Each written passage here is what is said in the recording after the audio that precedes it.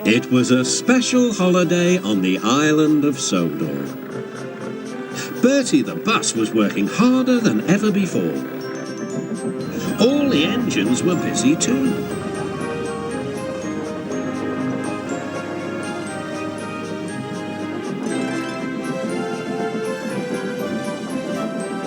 Duck was waiting for his next journey. Near him stood a red bus, but he didn't look friendly like Bertie. The bus growled as he gazed at the happy passengers. "Stupid nonsense," he grumbled. "I wouldn't have brought them if I'd known. I'd have had a breakdown or something." "I'm glad you didn't," smiled Duck. "You'd have spoiled their fun." "Ah, enjoyment is all you engines live for. One day railways will be ripped up." Duck felt shocked at such an idea. "We have a friend called Bertie, and he's a bus, but he likes the railway. Sometimes he teases us about it, but he'd never want to see it ripped up." "Huh," growled the bus. "I know Bertie. He's too small in size to be of any use." Duck took no notice.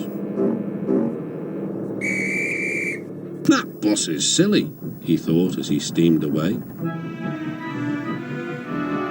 At the junction, Duck told Oliver all about him. "I call him Bulgy," chuckled Oliver. Then he puffed happily away.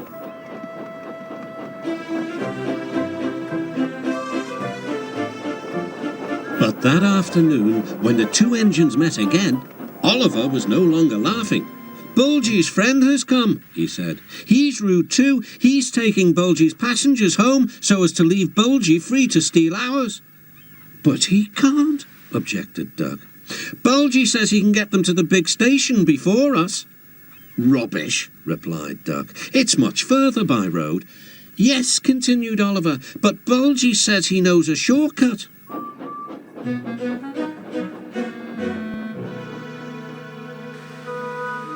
That evening, the engines were preparing for the homeward rush. "Where are the passengers?" they wondered. "Look!" shrilled Oliver. "Look at Bulgy! He's a mean scarlet deceiver." Bulgy was wearing a large sign saying "Railway Bus." "Yaboo snubs!" he jeered as he roared away. "Come on," puffed Duck to his coaches. "Let's see what he's up to."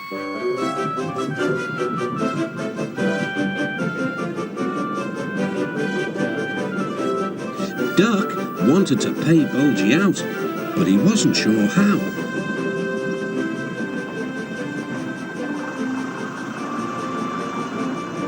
Then, in the distance, Duck saw a man waving a red flag. That meant danger. The line here crosses a narrow road, and there was Bulgy, wedged firmly under the bridge. "So this was his shortcut," chuckled Duck. "He tricked us," shouted Bulgy's passengers. "He said he was a railway bus, but he wouldn't accept our return tickets. He wanted us to think railways are no good." Duck's crew examined the bridge. "It's risky, but we must help the passengers." "Passengers are urgent," agreed Duck. Duck slowly and carefully set off across the bridge. Bulgy wailed as he felt the bridge quiver.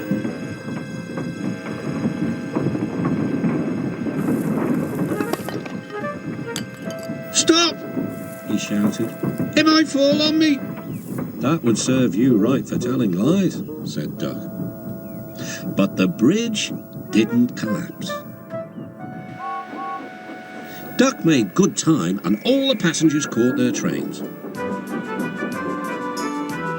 The bridge is now mended, but not, unfortunately, Bulgy and his ways. He never learned sense. He's a henhouse now, and his lies can do no harm. The hens never listen to them anyway.